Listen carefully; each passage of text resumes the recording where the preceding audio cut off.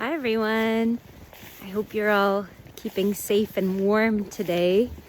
We have lots of snow out where we are. Wanted to congratulate everybody who find themselves practicing dry January of some sort. You are halfway there. Keep going. Dry January isn't always about alcohol.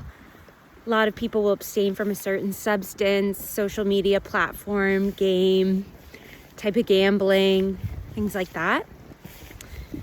And for those that have a hard time with total abstinence, it's just a reminder that there's also harm reduction.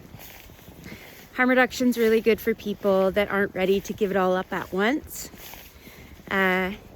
You can start today with harm reduction and pick one behavior, one substance that you're trying to make a change with.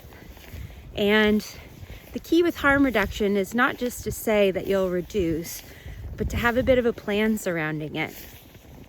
So with harm reduction, you want to set the frequency. So how often you want to do the behavior, the amount when you partake, and the time associated with it. So some people will say, I'm only going to drink, once every other week. And when I do, it's within an hour period. And I'm going to try to stick to 2 beverages.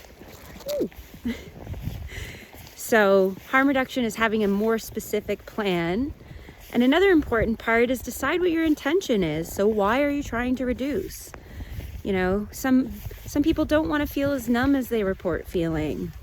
Other people want to build a better awareness as to why a certain thing is taking such a strong hold. Ooh, it is cold out. The beautiful thing about harm reduction is that when people choose it, it can really restore a sense of agency. And it can also reduce shame that someone is experiencing. And harm reduction allows some people more nervous system regulation.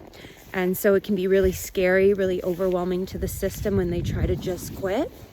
So reducing safely and alongside with support can be best practice for a lot of folks, especially if you've been using the behavior or the substance for more than 5 years. The other thing about harm reduction is it offers better interoception. So it allows you better awareness. And it's also really helpful with harm reduction to start to notice what you're feeling before you partake in that vice and after. Because oftentimes if we can sit with that, that's where more sustainable long-term changes occur. That's all for now.